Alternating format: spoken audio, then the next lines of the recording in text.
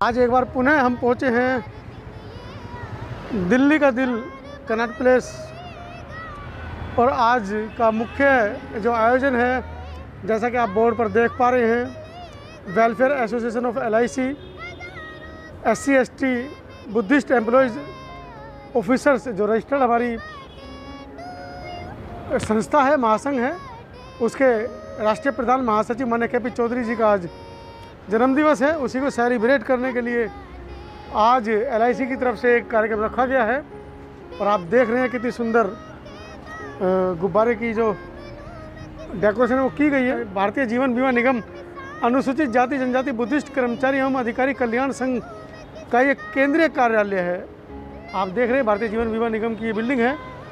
और मैं आपको लेकर चल रहा हूँ सीधा अंदर, जहाँ पर माननीय KP चौधरी साहब के जन्मदिवस पर आप देखेंगे कि LIC के जो कर्मचारी हैं, जो SC/ST बुद्धिस्ट ऑर्गेनाइजेशन के जो कर्मचारी हैं, उन्होंने जो कार्यक्रम रखा है माननीय चौधरी जी के जन्मदिवस के उपलक्ष्य में। और मैं यहाँ पर फोटोग्राफ भी आपको दिखाता चलूँ कि जैसा कि लिखा है फ़ोटो के नीचे कि ये जो फ़ोटो इस सब आप देख रहे हैं न्यूयॉर्क का है, अमेरिका का। ये सब वो फोटोग्राफ हैं जो इतिहास को बना रहे हैं। चौधरी साहब कहाँ गए, किस किस से मिले, कहाँ उन्होंने काम किया, एक बहुत बड़ा इतिहास है। आप YouTube पर KP चौधरी डालेंगे तो आपको उनका इतिहास पता चलेगा।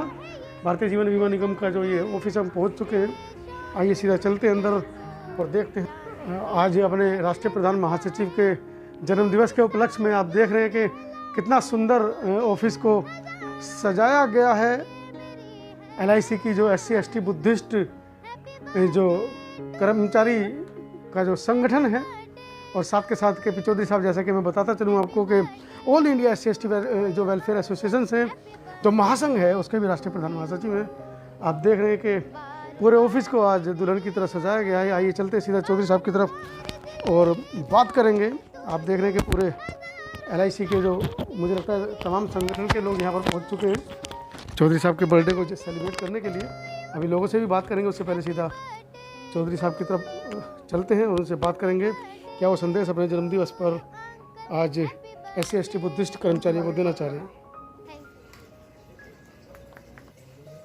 तो सब पहले तो तमाम बहुजन मीडिया की तरफ से आपको जन्मदिवस की हार्दिक मंगल कामनाएं, बधाई। जी बहुत बहुत धन्यवाद। पूरे देश के अंदर शायद ही कोई आज ऐसा राज्य हो आज के दिन जहां पर LIC के अंदर आपके नाम का केक ना कट रहा हो। क्षेत्रीय कार्यालय हो, चाहे वो कोई भी कार्यालय LIC का, जहां पर SC/ST आपकी एसोसिएशन है, पूरे देश के अंदर से बधाइयाँ मिल रही हैं और हम लोग व्हाट्सएप पर उसको वाच कर रहे हैं कहीं। और ऐसे में एक बड़ी जिम्मेदारी आपके कंधे पर पड़ जाती है और बन भी जाती है, और आपने स्वयं वो जिम्मेदारी ले भी रखी है कि किस तरह से इस SC/ST बुद्धिस्ट समाज का भला कर पाएँ। तो क्या आप आज संदेश देना चाहेंगे इस इतने हाथी जैसे बड़े समाज को, क्योंकि बहुजन महापुरुष भी कह कर गए हैं हमारे तमाम कि कोई ना कोई तो आएगा निकल कर जो इस समाज की दुर्दशा और इसकी दशा को सुधारने के लिए काम करेगा। क्या वक्तव्य देना चाहेंगे आप? देखिए, सबसे पहले तो मैं अपने सभी भाइयों बहनों को जय भीम नमो बुधाय करता हूँ। जैसा आपने अभी कहा कि जिस संगठन का मैं राष्ट्रीय प्रधान महासचिव हूँ, देश के कोने कोने में उन लोगों ने जिस तरीके से आज जन्मदिन के मौके पर अपनी खुशी का इजहार किया है, निश्चित रूप से वो सभी हमारे सदस्य और पदाधिकारी धन्यवाद के और बधाई के पात्र हैं। ये उनका प्यार है, उनका दुलार है मेरे लिए, मेरे जैसे छोटे से कार्यकर्ता के लिए, कि उन लोगों ने ये उचित समझा और उन्होंने इस छोटे से अपने एक साथी भाई के जन्मदिन को देश के कोने कोने में मना करके, और उसको जैसा आपने बताया कि सोशल मीडिया के माध्यम से भी पूरे विश्व के सामने उन्होंने पहुंचाया है। तो मैं सबसे पहले अपने समाज के उन सभी भाइयों बहनों का धन्यवाद करता हूं, आभार व्यक्त करता हूं। जैसा आपने कहा कि आज समय इस बात का तगाजा करता है कि माननीय स्वर्गीय काशीराम जी आज नहीं हैं, बाबा साहब अम्बेडकर आज नहीं हैं, और जिस तरीके से आज राजनीतिक माहौल जो बना है, उस माहौल के चलते हुए बहुत सारी चीज़ें आज जिस तरीके से पैदा होती जा रही हैं, इसके लिए मेरा ये कहना है कि हमारा जो अनुसूचित जाति जनजाति समाज है, इसके हर व्यक्ति को आज अपनी जिम्मेदारी तय करने का समय आ गया है। मैंने अपने पूरे कैरियर में ये देखा है कि हमारे समाज के दो व्यक्ति आपस में एक दूसरे को प्यार करने की बजाय एक दूसरे की बुराई करते हैं, एक दूसरे की निंदा करते हैं, एक दूसरे की भर्त्सना करते हैं, एक दूसरे को नुकसान पहुंचाने की कोशिश करते हैं। 4 आदमी 2 आदमी इकट्ठे बैठने को तैयार नहीं हैं। हर आदमी अपने संगठन की बात करता है। जो आदमी पॉलिटिकल पार्टी में अपनी राजनीतिक पार्टी की बात करते हैं, जो आदमी जिस स्तर पर जहाँ पर भी संलग्न है, जो भी कार्यरत है, वो आदमी सिर्फ ये कहता है कि मैं दुनिया का सर्वश्रेष्ठ जो है बाबा साहब अम्बेडकर का अनुयायी हूँ, मैं सबसे बड़ा सोशल वर्कर हूँ। लेकिन वो ये बात खुद अपने आप कहता है। यह बात समझने की ये है कि अगर उसके बारे में ये बात उसको छोड़ करके अगर पूरा समाज कहे, पूरा विश्व कहे, पूरा भारत कहे, तो उस बात की ग्रेविटी और उसका वजन बहुत बढ़ जाएगा। इसके लिए एक कार्यकर्ता को अपने आप को मिटाने की आवश्यकता पड़ेगी। उसको अपना दिन रात समाज की कसौटी पे खरा उतरने के लिए जो भी आयाम, जो भी जिम्मेदारियां उसकी बनती हैं, उन सबसे उसको गुजरना पड़ेगा। लेकिन देखने में ये आता है कि हमारा समाज के बहुत सारे लोगों को मैं देखता हूँ, वो बहुत शॉर्टकट प्लानिंग में काम करते हैं। बहुत शॉर्टकट प्लानिंग का मेरा मतलब ये है कि ज़्यादातर लोग, मैं तो बड़े पहले ऐसे समझाता था कि जिनके पास चवन्नी नहीं होती वो पहले चवन्नी के लिए संघर्ष करते हैं। जब उनके पास चवन्नी हो जाती है तो राज्यसभा लोकसभा के लिए संघर्ष करते हैं, और उसके बाद वो मिनिस्टर के लिए संघर्ष करते हैं, और उसके बाद में जब उनका जीवन का अंत होता है तो पता लगता है कि खाली हाथ आए थे और खाली हाथ ही उनको जाना पड़ा। और समाज का अगर ओवरऑल डेवलपमेंट की हम बात करें, समाज को आगे ले जाने की हम बात करें, तो मान्यवर काशीराम जी और बाबा साहब अम्बेडकर के बाद में हमें ऐसा लगता है कि आज ज़रूरत इस बात की है कि एक बार पुनः दोबारा कर से बाबा साहब अम्बेडकर को इस भारत में जन्म लेना पड़ेगा।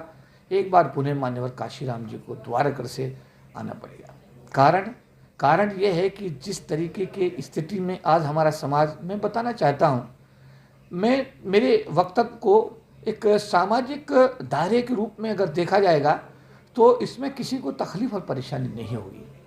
भारत के अंदर जो भी संसाधन हैं, जिनको हम एग्रीकल्चर लैंड के रूप में देखते हैं, उन सारे संसाधनों पर, यानी कि देश का जो एग्रीकल्चर लैंड है, जो कृषि की भूमि है, उस पर सभी सामान्य जाति के लोग आज उसके मालिक हैं। SC ST के लोग उन ज़मीनों में, उन खेतों में मजदूरी करके अपना पेट पालते हैं, और वही लोग खेतों में जाकर के इस देश को जब खाद्यान्न वो पैदा करते हैं, तब जाकर के कृषि प्रधान देश ये बनता है। यही मजदूर शहर के अंदर आकर के रोडी उठाना, सरिया उठाना, ईंट उठाना, सड़कें बनाना, मल्टी स्टोरी बिल्डिंग बनाना, ये देश का जो विकास है, टाइल लगाना, घरों में ये समझे कि रोटी बनाना, घरों में सफाई करना, टॉयलेट साफ़ करना, ये जो बेसिक काम है, ये इस देश का गरीब अनुसूचित जाति जनजाति समाज का काम गाँवों के अंदर भी कर रहा है, और शहरों के अंदर भी यही समाज पूरी जिम्मेदारी और ईमानदारी के साथ में इस देश को आगे ले जाने के लिए दिन रात सच्चे दिल से काम कर रहा है। एक समय था देश में राष्ट्रीयकरण का दौर था। तत्कालीन सरकारों को आवश्यकता थी कि देश में राष्ट्रीयकरण होना चाहिए। राष्ट्रीयकरण हुआ। राष्ट्रीयकरण का सबसे बड़ा फायदा ये हुआ कि जो बाबा साहब अम्बेडकर और महात्मा गांधी के बीच पूना पैक्ट हुआ, उसके तहत सरकार के क्षेत्र में जो 22.5% का रिजर्वेशन SC और ST के लोगों को मिला, और 25% का जो आरक्षण लोकसभा विधानसभा में मिला, उससे काफ़ी अच्छी संख्या में लोग गरीबी की रेखा से ऊपर आने में कामयाब हुए। मैं कहना चाहता हूँ, उद्योग धंधों में SC ST समाज की भागीदारी ना के बराबर है। कृषि भूमि के मालिक जो हैं, उसमें भी SC ST समाज के लोगों की भागीदारी ना के बराबर है। और देश के उद्योग धंधों में, देश के और कारोबार में, देश के और कामकाज में भी SC ST के लोगों की जो भागीदारी है वो बहुत कम है, नगण्य है, ना के बराबर है। अब ये जो लोग थे, ये लोग कैसे गरीबी की रेखा से ऊपर आए, एक बेसिक सवाल राष्ट्र के सामने ये जरूर जाना चाहिए। ये गांधी जी और बाबा साहब अम्बेडकर के बीच हुए पूना पैक्ट से जो रिजर्वेशन लागू हुआ, सरकार के क्षेत्र में जो लोग नौकरी में आए, एक आदमी को जब नौकरी मिली तो उसे रोटी के अवसर मिले, उसको कपड़ा पहनने को मिला, उसको जूता उसके पैरों में आया, उसके बच्चे स्कूल में गए, वो कच्चे मकान से पक्के मकान में आया, उसके पास साइकिल नहीं थी लेकिन वो साइकिल भी आई, उसके पास स्कूटर भी आया, उसके पास कार भी आई। तो वो क्या है, सरकार की नौकरी के माध्यम से ही गरीबी की रेखा से ऊपर आने में SC ST के लोग कामयाब हुए। जैसा 2 जुलाई 1997 को जो रोस्टर बोलता है, जब चेंज हुआ, वैकेंसी बेस्ड रोस्टर जब बदला गया और पोस्ट बेस्ड रोस्टर जब आया, तो उस समय पर ये संख्या सरकार के क्षेत्र में 40 लाख बताई गई थी, लेकिन सरकार की निजीकरण की पॉलिसी के चलते हुए आज ये संख्या घट कर के करीब 8 लाख के आसपास बताई जा रही है। अब जिस तरीके से 40 लाख से 8 लाख की संख्या तक लोग पहुंचे हैं, आने वाले समय में ये रिटायरमेंट के कारण, वीआरएस के कारण ये संख्या और इसलिए घटेगी क्योंकि नए रिक्रूटमेंट्स ना के बराबर हैं और पुराने लोग जो भर्ती हुए थे उनको रिटायर होना उनको निश्चित है। ऐसी स्थिति में मैं यहाँ माननीय प्रधानमंत्री जी भारत की सरकार से ये निवेदन करना चाहता हूँ कि ये जो भारत में उद्योगपति जो अपना उद्योग चला रहे हैं, ये लोग भारत के बैंकों का लोन भारत का जो बैंक है उनका पैसा लोन के रूप में इस्तेमाल करते हैं और सरकार से सस्ती दरों पर जो है ज़मीन लेकर के अपने उद्योग धंधे लगाते हैं। अगर सरकार के द्वारा ये दोनों सुविधाएं इनको दी जा रही हैं, अर्थात सरकार के पैसे का ही अगर इस्तेमाल इनके उद्योग धंधों में हो रहा है, तो उस स्थिति में सरकार को संविधान में संशोधन करके निजी क्षेत्र में आरक्षण की व्यवस्था करके इस देश के सबसे गरीब तबके, शांत स्वभाव के इस समाज के लिए निश्चित रूप से पहल करके नई रोशनी की एक कोशिश करनी चाहिए। मैं सरकार से निवेदन करूंगा कि सरकार अगर जिस तरीके से इस सरकार ने कई काम ऐसे किए जिसके लिए इस सरकार की जितनी भी सराहना की जाए कम है। मैं याद दिलाना चाहता हूँ 97, 98 और 2000 के आंदोलन को उस समय भारत के तत्कालीन प्रधानमंत्री श्री अटल बिहारी वाजपेयी जी ने संविधान में हमारे महासंघ की परिसंघ के जो रैलियां हुई उसके बाद उनके साथ जो मुलाकातें हुई और उन्होंने हमारी बात को सुना, समझा और स्वीकार करते हुए उन्होंने संविधान में 3 संशोधन किए, 81, 82 और 85वां, तब जाकर के ये रिजर्वेशन बचा। तो मैं ये कहूँगा कि जो रिजर्वेशन फ्रंट की गवर्नमेंट ने ख़त्म कर दिया था उसको बचाने का पूरा 100% श्रेय माननीय अटल बिहारी वाजपेयी जो तत्कालीन प्रधानमंत्री थे भारत के, उनकी सरकार को जाता है। इसके बाद में फिर सरकार दूसरे दल की आ गई।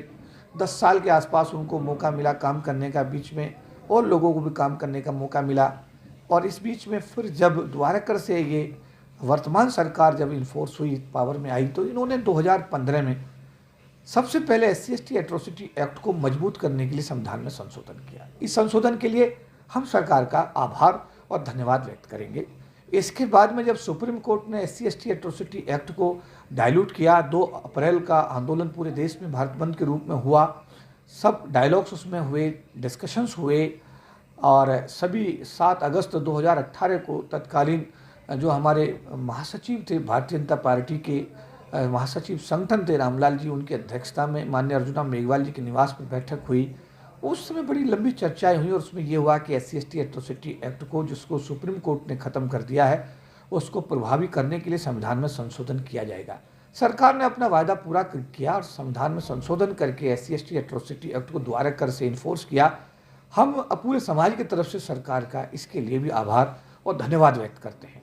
यूनिवर्सिटी ग्रांट कमीशन में भी सुप्रीम कोर्ट ने जब रिजर्वेशन को ख़त्म किया तो उस चर्चा का ये भी हिस्सा था और सरकार ने ये वादा किया था कि अगर सुप्रीम कोर्ट आपके रिजर्वेशन के खिलाफ यूनिवर्सिटी ग्रांट कमीशन में जजमेंट देगा तो हम संविधान में संशोधन करके यूनिवर्सिटी ग्रांट कमीशन यानी कि यूनिवर्सिटीज़ में, विश्वविद्यालयों में रिजर्वेशन बहाल करेंगे। सरकार ने अपना ये दूसरा वादा भी पूरा किया, सरकार का उसके लिए भी धन्यवाद। सरकार ने लंदन का घर जहां बाबा साहब अम्बेडकर रहकर पढ़े थे परचेज करके वो बाबा साहब को डेडिकेट किया।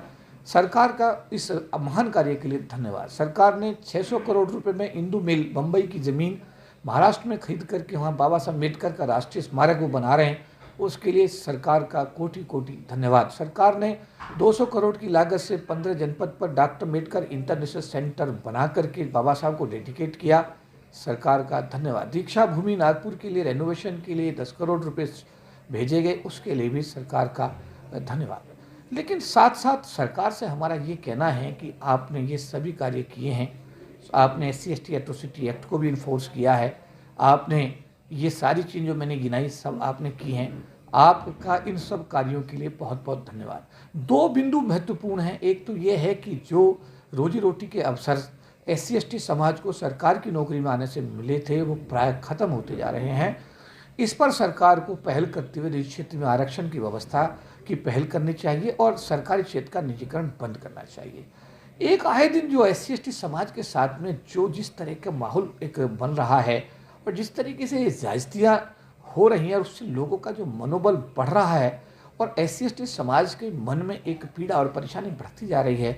दोषी लोगों के खिलाफ सरकार को त्वरित कार्रवाई करते हुए ऐसे जो तत्व हैं जो सरकार की छवि खराब करना चाहते हैं, जो सरकार अच्छे भले काम कर रही है, सरकार सभी हितों को संरक्षित करने के लिए कोशिश कर रही है, लेकिन कुछ ऐसे तत्व हैं समाज के अंदर, देश के अंदर, जो ये चीज़ें करते हैं जिससे कि एक सामाजिक सौहार्द जो है खराब होता है, और सौहार्द खराब होने से पूरे राष्ट्र को उसका नुकसान उठाना पड़ता है। मैं 2 अप्रैल 2018 के माध्यम से देश के लोगों को बताना चाहता हूँ कि उस दिन जो भी भारत बंद हुआ उसमें SC/ST समाज, हमारे समाज के बच्चे जेल गए, हमारे बच्चों मुकदमे लगे, हमारे बच्चों का कई बच्चे हमारे जो है शहीद हुए। उससे सरकार के संसाधन, जो देश की संपत्ति थी, उसको भारी नुकसान पहुंचा। हमारे समाज के जो बच्चे थे वो भी शहीद हुए, उन परिवारों को भी इतनी क्षति हुई जिसकी कभी पूर्ति नहीं हो सकती। इस तरीके से मैं ये कहूँगा कि अगर आप ये चाहते हैं कि भारत के अंदर सब लोग प्यार से रहें, सौहार्दपूर्ण वातावरण से रहें, एक दूसरे के पूरक बन के काम करें। देखिए, सोचिए, ये लोग आपके घरों में बर्तन साफ करते हैं, ये आपके घरों में खाना बनाते हैं, ये आपकी गाड़ी पे ड्राइविंग करते हैं, आपके खेतों में काम करते हैं, ये आपके साथ इतने में खुश हैं। इनके पास ना ज़मीन है, ना एग्रीकल्चर लैंड है, ना उद्योग धंधे हैं, ना इनके पास कारोबार हैं। ये लोग तो गटर के अंदर जब घुसते हैं और जब फोटो आता है सोशल मीडिया पे कि लेट्रिन के गटर में एक आदमी SC/ST समाज का नीचे घुस कर के आपका गटर साफ कर रहा है, इससे ज़्यादा और इस देश के लोग क्या उम्मीद करते हैं। और ऐसे समाज के लिए भी अगर ऐसी दुर्भावना, वो लोग जो भारत के सभी संसाधनों पर कब्जा किए हुए हैं, जो भारत के उद्योग धंधों पर काबज हैं, भारत की कृषि भूमि के मालिक बने हुए हैं, भारत की हर चीज़ पर वो मालिकाना हक में हैं, अगर उसके बावजूद भी वो लोग इन लोगों को प्यार भी नहीं कर सकते, इन लोगों के साथ में एक सौहार्दपूर्ण वातावरण भी नहीं बना सकते, इन लोगों को सड़कों पर आने के लिए वो मजबूर करते हैं, तो मैं बहुत जिम्मेदारी के साथ कहूँगा कि वो लोग देश प्रेमी नहीं हो सकते। मैं तो कहूँगा कि वो देश हित में उनका ये कदम नहीं है। मेरी अपील है कि ऐसे लोग अपनी सोच को बदलें, भारत के अंदर एक अच्छा सौहार्द वातावरण पैदा करने के लिए पहल करें, जो देश का गरीब तबका है उसको गले लगाएं, उनके विकास के लिए जो भी आवश्यक कदम है सरकार उनको उठाए, जिससे कि एक देश की 1/4 आबादी राष्ट्र की मूल धारा में आ सके और राष्ट्र का चहुमुखी विकास संभव हो सके। ये तो समीक्षा सरकार से अपील, और जो सामाजिक अत्याचारी लोग हैं उनका आपने एक यहाँ पर वक्तव्य रखा, लेकिन हम चाहते हैं कि आप देश के करोड़ों लोगों को भी कुछ मैसेज दें जो इस समाज से आते हैं और वर्तमान में एक जो ज़िंदगी वो जी रहे हैं वो एक देश के नागरिक की तो कम से कम नहीं कही जा सकती। देखिए, मैं अपने समाज को एक ही बात कहना चाहूँगा कि बाबा साहब अम्बेडकर ने कहा था, शिक्षित बनो यानी पढ़ो, संगठित रहो यानी इकट्ठे होना है आपको, और उसके बाद में ज़रूरी अगर हो तो संघर्ष करो। इकट्ठा होना आप सबके लिए, हम सबके लिए बहुत ज़रूरी है। संगठन की सीमाएं, अपने व्यक्तिवाद की सीमाएं सबको छोड़ करके एक आम कार्यकर्ता के रूप में सब लोग इकट्ठे आप हो जाइए, एकजुट हो जाइए, एक दूसरे के सुख दुख में सच्चे दिल से खड़े होइए, एक दूसरे का साथ दीजिए, एक दूसरे को प्यार करिए, हर देश के अंदर एक सामाजिक शक्ति का एक सृजन करिए, निर्माण करिए।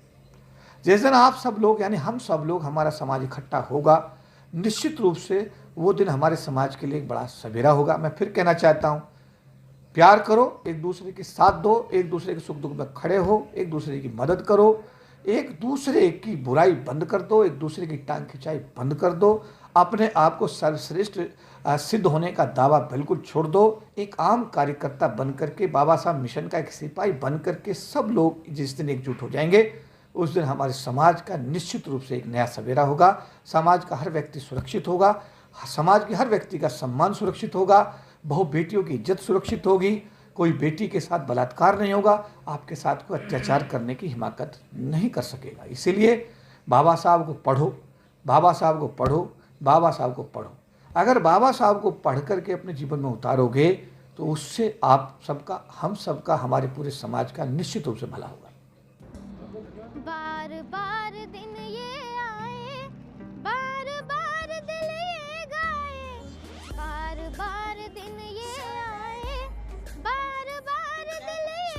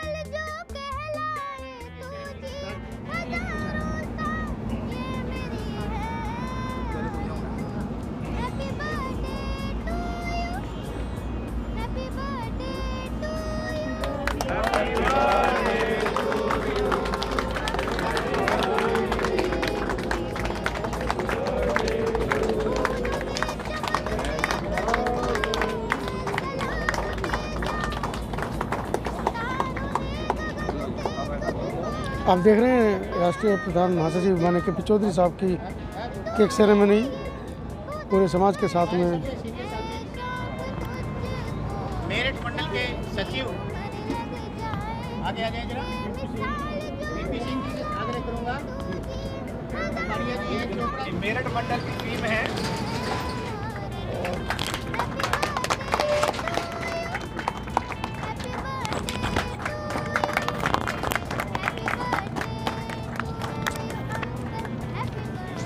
अभी जो भी साथी शुभकामनाएं अपनी बधाई देना चाहते हैं सभी का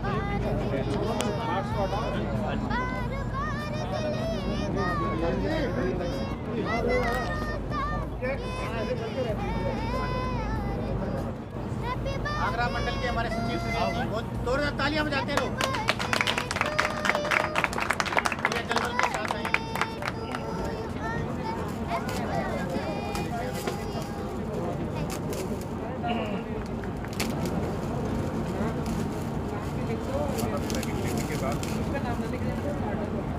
सुरेंद्र जी के लिए जोरदार तालियां। इसमें हमारे माता पिता भी हमारे सिर पे ऊपर आशीर्वाद दे रहे हैं। ये बड़ी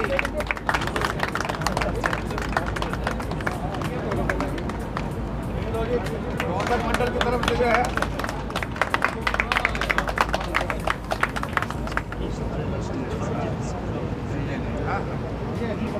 प्रधान साहब हमारे न्यूयॉर्क में रहते हैं। आपने देखा होगा जब भी कोई मौका होता है तो विशेष रूप से आशीर्वाद देने आए हैं। जोरदार तालियां के सम्मान में।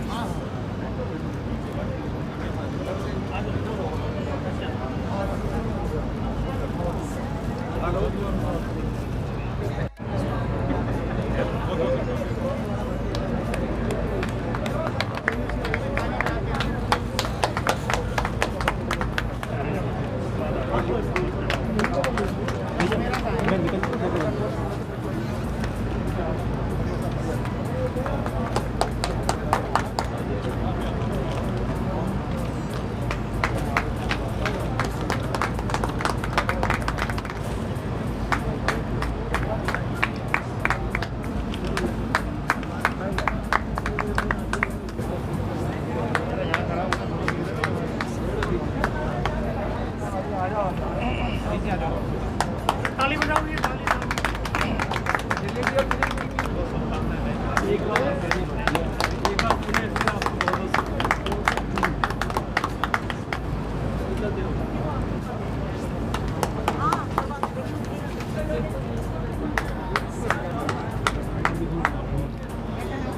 सर आ जाओ।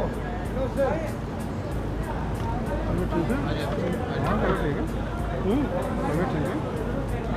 है, और कई बार बंद करनी काटनी पड़ रही है ना।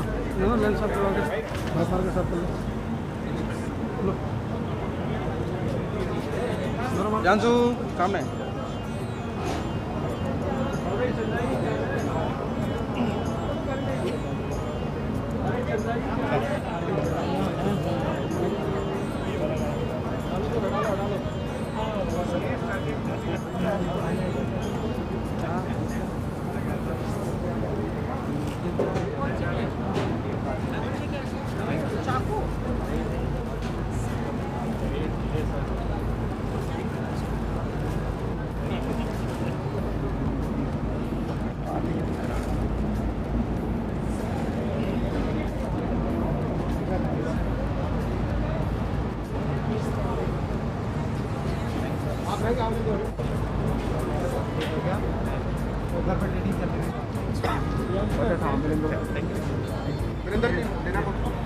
हमारी दिल्ली विश्वविद्यालय की पूरी टीम है।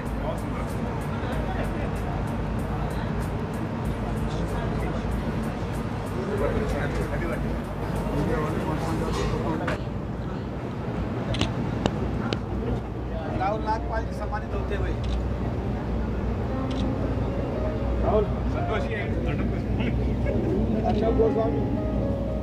जोरदार तालियों से उनका स्वागत करें। सम्मानित साथियों, आज हमारा के.पी. चौधरी साहब के 59वें जन्मदिवस के उपलक्ष्य में SM न्यूज़ जो एक वेब पोर्टल चैनल है और सामाजिक मुद्दों को, धार्मिक मुद्दों को, आर्थिक मुद्दों को समय समय पर समाज के बीच में लाता रहता है, उनके बैनर तले, उनके NGO के बैनर तले एक देश एक आवाज़, भारत में बुद्ध की आवाज़ करके एक प्रोग्राम उन्होंने आयोजित किया था, जिसमें देश के कोने कोने से लोगों ने, बच्चों ने हिस्सा लिया था और जो उसमें विनर रहे हैं, आज वो माननीय के.पी. चौधरी साहब के जन्मदिवस के इस मौके पर उन बच्चों को SM न्यूज़ के जो हमारे एडिटर इन चीफ हैं बड़े भाई सुरेंद्र कुमार जी, वो एक प्रशंसी पत्र दे करके उनको सम्मानित करेंगे। तो मैं उनको चौधरी साहब के हाथों से और भाभी जी के हाथों से उनके इस जन्मदिन के मौके पर चाहता हूँ कि वो आएँ और उस जो प्रशंसा पत्र है, जो 5 बच्चों ने, जिन 5 बच्चों ने जिनको विनर घोषित किया गया है, उनके लिए जो सहयोग राशि जा रही है वो माननीय के.पी. चौधरी साहब और उनके संगठन की तरफ से जा रही है विजेता राशि के रूप में। पहले नंबर पर जो विजेता रही है ललित कुमार, उनको 10,000 रुपये, तालियां बजाओ आप लोग भाई, 10,000 रुपये ललित कुमार को जो है वो राशि दी गई है। दूसरे नंबर पर विशाखा बौद्ध 5,000 रुपये। तीसरे नंबर पर लक्ष्मी रानी कविता, लक्ष्मी रानी सुरेंद्र जी जो कि SM न्यूज़ के चीफ एडिटर हैं, बहुत मेहनत करते हैं, मिलिंदर गौतम जी की तरह, हमारे अंतानी जी की तरह। जैसा आपको ये खत्म हो गया काम। ठीक है, आइए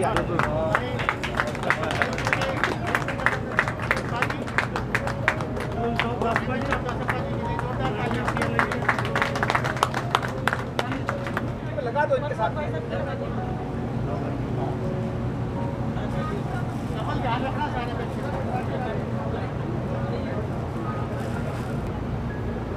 कविता 3,000 रुपये। चौथे नंबर पर नीलम 2,000 रुपये और 5वें नंबर पर प्रियांशु गौतम है 1,000 रुपये। तो ये जो राशि है ये चौधरी साहब की तरफ से और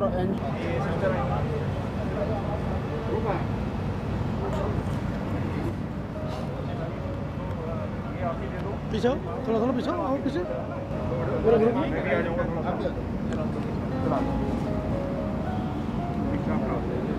संतोष पीछे हो लो थोड़ा सा।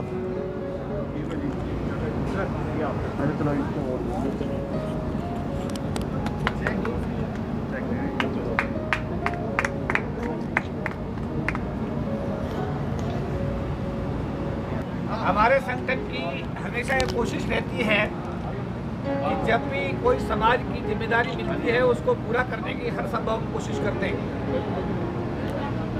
आपने इतिहास में अनेकों बार ऐसे मौके देखे होंगे। सुरेंद्र जी ने हमसे कहा कि इस तरीके से हम एक बुद्ध वंदना के माध्यम से एक कार्य करना चाहते हैं और हमें इसमें कुछ आर्थिक सहयोग आपके संगठन की तरफ से मिलता है तो बड़ा अच्छा रहेगा। हमने उस प्रस्ताव को 8 महीने पहले करीब स्वीकार किया और इन्होंने बुद्ध वंदना का जो मेरा ख्याल ये है कि जो आयोजन हुआ उसको भी काफ़ी लंबा समय हो गया। ये प्रोग्राम 2-3 बार ऑर्गेनाइज करने की बात हुई, लेकिन अंततः आज ये कोविड-19 के वजह से इतना डिले होता रहा और आज इसको 12 नवंबर को किया जा रहा है। तो इसमें मैं जो अभी पहला जो अवार्ड है ये विशाखा बौद्ध जो है ये नंबर 2, ये सेकंड विनर हैं और इस बेटी ने बहुत बढ़िया बुद्ध वंदना गाई, तो इसके लिए जोरदार तालियां, बहुत बहुत बधाई। इस मौके पर इस बिटिया को एक 5,000 रुपये का चेक और प्रशस्ति पत्र भगवान बुद्ध।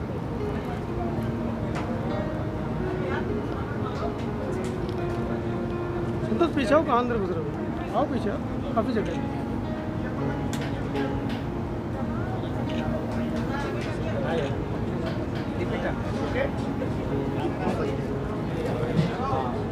तो घर में ही सारे कलाकार हैं घर में। इन्हें कौन सा प्राइज मिल रहा है सर? नीलम जी को कौन सा प्राइज है? अरे बताओ। नहीं वैसे तो बेटे को भी पीछे छोड़ दिया इन्होंने। प्रियांशु जी की आवाज़ से अभी एक गीत सुनेंगे आप, बहुत बढ़िया गाते हैं, बहुत बहुत बधाई। सीधा देखिए आप। एक निर्णय लिया गया था इसी दिन 12 नवंबर के दिन कि एक अंबेडकर भवन यानी वालिक हाउस का निर्माण किया जाएगा। उसका 1 साल में निर्माण करके समाज को समर्पित किया जाएगा। लेकिन कुछ अपरिहार्य कारण ऐसे रहे जिनकी वजह से वो कार्य संपन्न नहीं हो पाया। लेकिन हमारे साथियों ने मिलकर के अब ये तय किया है, हमारे संगठन ने, कि बहुत जल्द यानी कि इरादा है कि 31 दिसंबर तक एक लैंड वालिक हाउस के नाम पर परचेज करके समाज को समर्पित की जाएगी। उसके अंदर एक 500 लोगों का कॉन्फ्रेंस हॉल, उसके अंदर एक बाबा साहब अम्बेडकर की बड़ी लाइब्रेरी, एडमिनिस्ट्रेटिव ब्लॉक, उसके अंदर बच्चों के रहने के लिए हॉस्टल, IAS, सिविल सर्विस और इंजीनियरिंग का जो है ट्रेनिंग सेंटर, और पूरे दुनिया के लोगों, दुनिया के कोने कोने से आने वाले समाज के लोगों के लिए एक बहुत बढ़िया गेस्ट हाउस की स्थापना की जाएगी। तो ये बहुत जल्द हमारा कोशिश होगा कि 14 अप्रैल तक ये हम अपने समाज को समर्पित करने की हमारी एक कोशिश है। और हम उम्मीद करते हैं कि हमारे संगठन के साथ ही, हमारे समाज के साथ ही जो इसमें दिन रात लगे हुए हैं, उनके सहयोग से ये कार्य निश्चित रूप से पूरा किया जाएगा। मैं साथ साथ ये भी कहना चाहता हूँ कि ये जो भी चीज़ें हमारा एक संगठन का अगर आपने सेटअप देखा हो और हमारी खुद की कार्यशैली भी देखी हो कि जब भी समाज पर कोई दिक्कत आती है, समाज को आवश्यकता पड़ती है, हमारी ये कोशिश होती है हमेशा। अभी हमने हाथरस के पीड़ित परिवारों के लिए कहा था कि वो लोग आए हमारे घर पर रहें। बहुत सारे लोगों ने उनको मतलब को वोट भी किया था।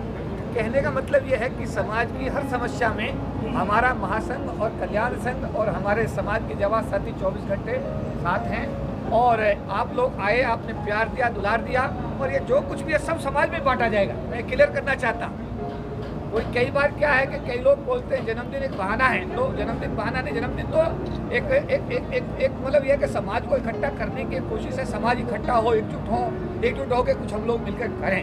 तो ये जो सब चीज़ें ये सब समाज के अंदर विकसित की जाती हैं, पहले भी की जाती थी, अब भी की जाएंगी। तो कई लोग हमारे समाज के बीच में ऐसी भी हरकतें करते हैं कि जो उनकी हरकतों को जब कई बार देखते हैं तो उससे समाज में भ्रांतियाँ भी पैदा होती हैं। ठीक है, तो मेरा आज जो भी साथी आए, क्योंकि कोरोना की लिमिटेशन है, लोगों की भी सीमा है, 200 लोगों से ज़्यादा गैदरिंग हो नहीं सकती, इसलिए इसको हमने नीचे करने की बजाय खुले में किया। और खुले में करके नहीं की, समझ बात था। एक जो मैसेज था हमारे दिमाग में, हमारे संगठन का निर्णय था कि भाई वालिक हाउस जो आज समय की आवश्यकता है, और मुझे विश्वास है कि जिस दिन ये वालिक हाउस समाज को डेडिकेट किया जाएगा उस दिन हमारे समाज के लिए एक स्वर्णिम दिन होगा।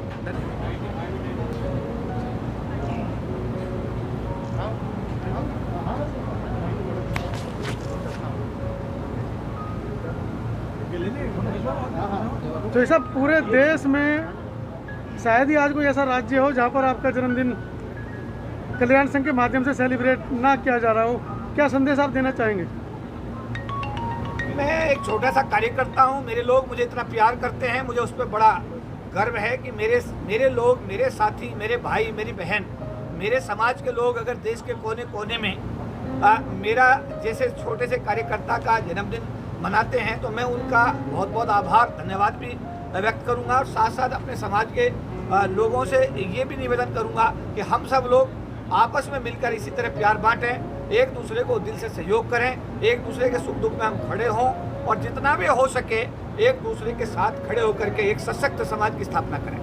जैसा जिस तरीके से आपका कद दिन रात बढ़ता जा रहा है, समाज के अंदर व्यक्तित्व आपकी जो निखर कर आ रहा है, उससे कहीं ना कहीं जिम्मेदारियां आपके ऊपर बढ़ती जा रही हैं। तो क्या लगता है जिस तरीके से वर्तमान परिस्थितियां खासकर SC ST OBC माइनॉरिटी समाज के साथ चल रही हैं, उनको क्या करना चाहिए? क्योंकि वर्तमान में केंद्र सरकार के माध्यम से जिस तरीके से खबरें निकल कर आ रही हैं वो बिल्कुल भी पक्ष में नहीं है।